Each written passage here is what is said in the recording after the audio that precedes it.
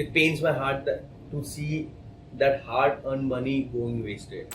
I went through this problem. I stayed in a hotel, right? Didn't get my accommodation, paid fortune. So what do you think is the best time to book student accommodation? Right now, even for next year. It's a demand and supply play, right? If you book late, you end up paying 30-40% extra. If you save $2,000 by paying $150-200 and risking a deposit, I don't know why this simple maths is not getting talked about in the ecosystem. Don't book through university living, don't book what I'm saying, but do your research, start early, and take an informed decision.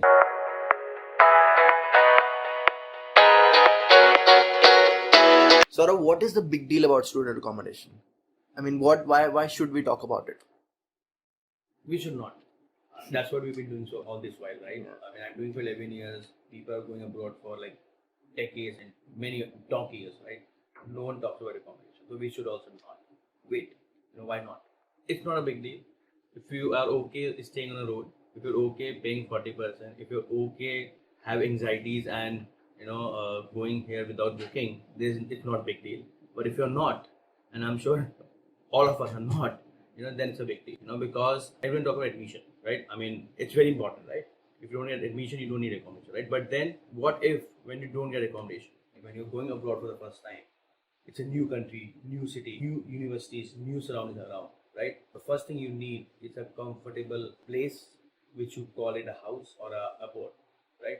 So if you're okay staying in an uncomfortable, unfamiliar place, then it's not a big deal. But I believe I read somewhere, you become what you consume, right? So it's very important where you're staying, what kind of people you are staying with. Especially when you're going abroad, you're getting out of your comfort zone. You're going away from your family. You need to be on your own self, right? So you need to ensure that, you have a safe, secure, value for money close by to university accommodation. So, I believe it's a very big deal, especially when you are just getting out of your comfort zone, just getting out from your schools or universities, right? You need to have a place where you feel comfortable, where you feel secure, right? So accommodation is big deal, and also accommodation is one of the second most important thing after admission. So yeah, it's a big deal. So do you think people do not understand how difficult is it to get accommodation? Do you think everybody is assuming that university halls will serve their purpose? Let me throw some numbers, right?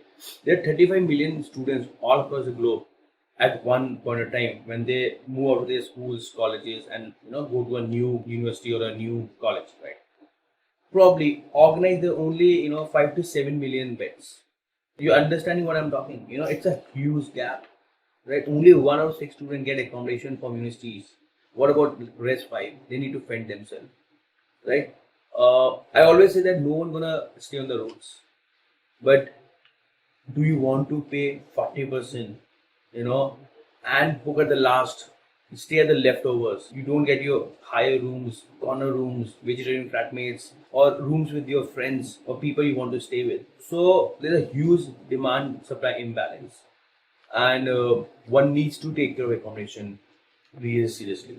The way you take your admission, it's a make it break it for your career, for your life, right? Similarly, an accommodation and post admission part also make it break it your study abroad experience. What are the different types of student accommodation? See, let me go back and unclutter everything, right? So there are three types of accommodation, right? Primary phase, there is university halls, dorms, pats, what we call it, hostels, what we call it in different parts of the world.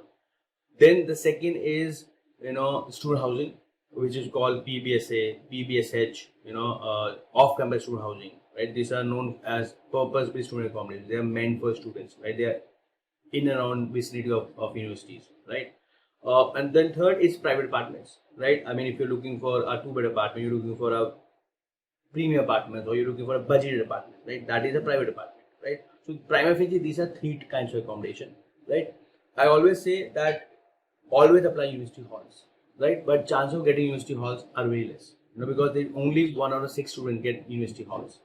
So don't you apply to 3, 4, 5 universities, or you only apply to one university, right? So whatever you're doing for university admission, I would say the same goes for accommodation, right? The moment you get your offer letter, the moment you have paid your deposits for the university, that is a time to start exploring your accommodation option.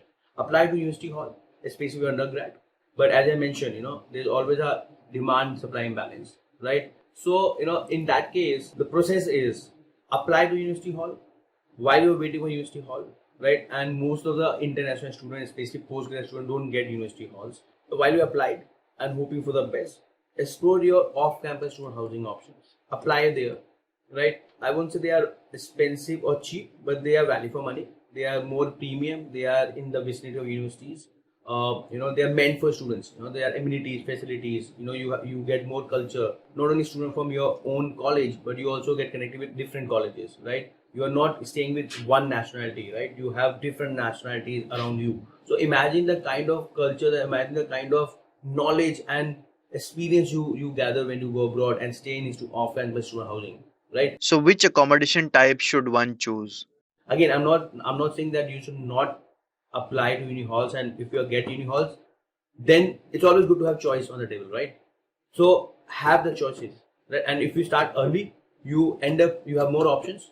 You can gun for that higher floor, corner room, vegetarian flatmates, same gender or mixed gender, whatever your calling is, right? So have options, and once you have options, then take a choice. If you're getting a university hall, it's cheaper, go for it. If you are not getting university halls and you want to be in and around universities, go for off-campus student housing, which is PBSA. If you are saying that no, probably a 4 or 5 people and you want to have a 2-bed apartment, right? You can go for private apartments. So we do all three accommodation. Idea is that we are not preachers, right? We are no one to say that this is right and wrong for you. We are here to tell you these are the options, these are the price points, this is the booking process, and then you can take informed decisions. So, what do you think is the best time to book student accommodation? Right now, even for next year, right?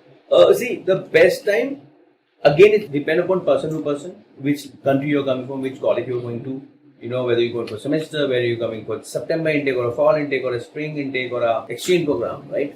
So thumb rule, start as early as possible. In fact, when you are exploring which university you're going, you explore as per the rankings, you explore as per the living expenses, right? So while you're shortlisting your city or university, you should also have some kind of idea about accommodation and what it's gonna cost in that city or around that university, right? The second best time to start and take it, initiate the process, the moment you get a offer or which city, which country you're going, right? And the moment you get your cash letters, COE letters, I-20, you pay your deposits, that's the time you need to start. No matter what, you need to start. Otherwise, you will be one of me who went abroad, stayed in a hotel, paid fortune, and still I get to hear from my family. I can't say what I used to hear from my family on the camera, but definitely it was interesting to hear those things. Uh, why is it crucial to book early? And could you list down the advantages? Let me give you financial advantage of this, right? If it's a dynamic market, right? The prices keep changing. It's a demand and supply play, right? More demand, more prices. Less supply, more prices, right? So when it's a demand and supply play, right? If you book late, you end up paying 30-40% extra. That too, if you get lucky to get the room of your choice, right? Let me give you another analogy, right? Let's say you know which city, which country you're going now, right? And you know that I need to be staying in this area, right? If you book your accommodation 9 months earlier than your starting dates of your university, as low as 50% price changes are there. If you book 6 months before, you probably save 30-40%. If you book 3 months, 15-20%. And if you book in just like 45, 30, 60 days before your date of arrival, you end up paying easily 20, 30, $50 a week extra, right?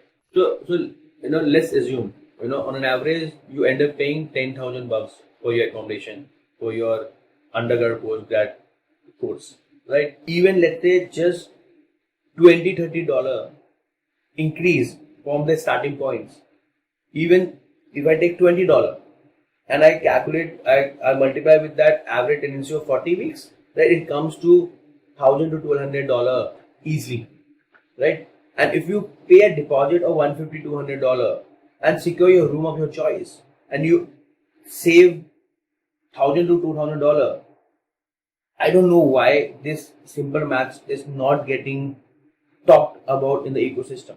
We are students, right? We are on student budgets, and this is the time we need to save money. We need to ensure that we know financial planning, right? Now you get independent, right? So this is the first thing, to show your parents that you care for money, you are up to take responsibilities, and that's why you're going abroad. What if the student books early and gets an on-campus accommodation, right? And doesn't go to that university, right? And then has to change. So does he lose out a lot with respect to the deposit, and what does he really lose out? See, I'm a big supporter of studying everything early. Not only accommodation, but studying everything early, right? It always give you more choices. It give you more time to do things in quality way, right? And of course, you also end up saving money, or you end up earning more money. So starting early is like no brainer. It's financially viable, right? If you save $2,000 by paying $150, $200 and risking a deposit, don't we buy insurance?